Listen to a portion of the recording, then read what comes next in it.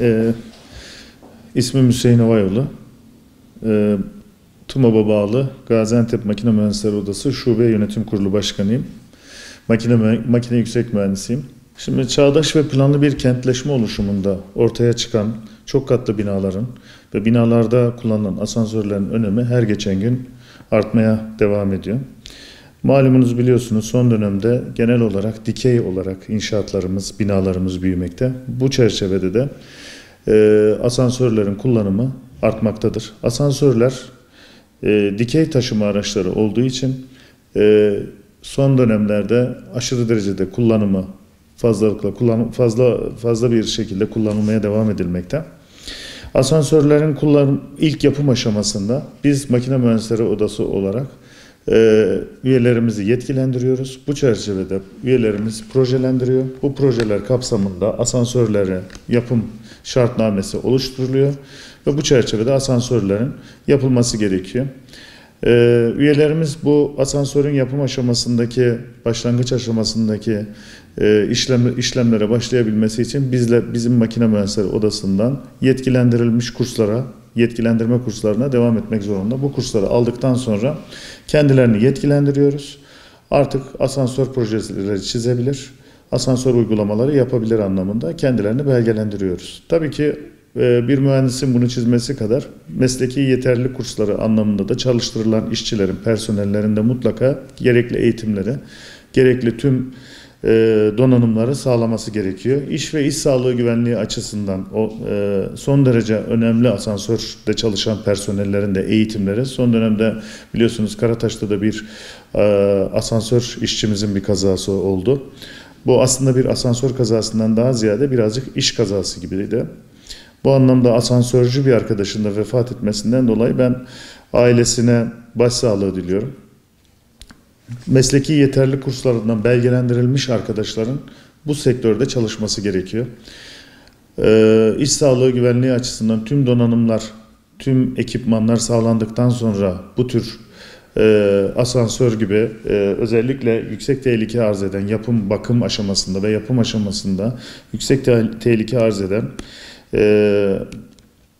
faaliyetlerin mutlaka bu belgeleri almış kişiler tarafından yapılması gerekiyor. Şimdi ilk yapım aşamasında olsun, kullanım aşamasında olsun, mutlaka asansörlerin gerekli bakımları ve müdahaleleri mutlaka zamanında yapılması gerekiyor. Şimdi biz makine mühendisleri olarak kamu kurumu niteliğinde bir kuruluşuz ve bu kamu kurumu niteliğindeki kuruluşlara verilen denetim yetkisi var. Şimdi kamu kurumu niteliğinde bizlere verilmiş yetkiler çerçevesinde kamusal denetim yapmak bizim ana görevimiz. Biz Makine Mühendisleri Odası olarak kamu kurumu niteliğinde kurulmuş bir odaya verilmiş kamusal denetleme yetkisinin ticari kaygılarla kurulmuş şirketlere verilmesini doğru bulmuyoruz. Onun için bu çerçevede Gaziantep başta olmak üzere diğer tüm illerde de asansörlerin bakım işlerinin etiketlendirme, yani sarı, kırmızı ve yeşil etiketlendirme işlemlerinin mutlaka odamız tarafından, Makine Mühendisleri Odası tarafından yapılması gerektiğini düşünüyoruz. Çünkü akredite kuruluşlar, yani asansörleri muayene eden, asansörleri etiketlendirilen kuruluşlar aslında odamızdan almış olduğu eğitimler çerçevesinde akreditasyona başvuruyorlar. Yani bizim odamız bir çeşit bu işin okulu. Bu anlamda mutlaka Makine Mühendisleri Odası'nın bu denetimleri, bu muayene kuruluşu görevini Makine Mühendisleri Odası'nın yapması gerektiğini önemsiyoruz. Kamu kurumu niteliğinde olduğumuz için kamusal denetimleri yapan bir kuruluş olmamız vesilesiyle de bunun önem arz ettiğini düşünüyorum. Şimdi toplu kullanım alanları diye tabir ettiğimiz kamusal alanlar, hastaneler, oteller, alışveriş merkezleri, bunun gibi yerlerde, yani trafiği yüksek olan, asansör kullanım trafiği fazla olan yerlerde asansörlerin kullanımına, asansörlerin denetlenmesine son derece önem verilmesi gerekmekte. Şöyle ki, bir alışveriş merkezindeki asansöre aynı anda 10 kişi, 15 kişinin bindiği büyük asansörler mevcut.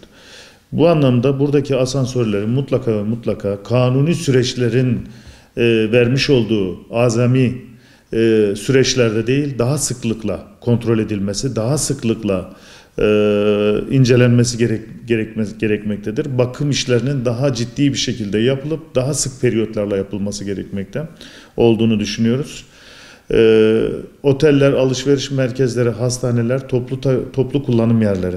Buradaki asansörlerin trafiğinin fazla olduğundan dolayı buradaki asansörlerde kullanılan malzemelerin, asansörlerin kullanımında, yapımında çok dikkat edilmesi gerekmektedir. Şimdi kırmızı etiket ne demek? Önce onu açıklamak istiyorum. Kırmızı etiket yüksek risk taşıyan ve en kısa sürede giderilmesi gereken eksikleri olan asansör demek. Bu tür asansörlerin, kırmızı etiketle etiketlendirilmiş asansörlerin kullanımı son derece tehlikeli olup bu konuda özellikle vatandaşları kullanmama yönünde, kırmızı etiketli asansörleri gördükleri zaman kullanmama yönünde ve eğer kırmızı asansörü kullandıkları yerin toplu kullanım alanlarıysa mutlaka ve mutlaka ilgili mercilere şikayetlerini, bu konudaki taleplerini iletmelerini tavsiye ediyorum.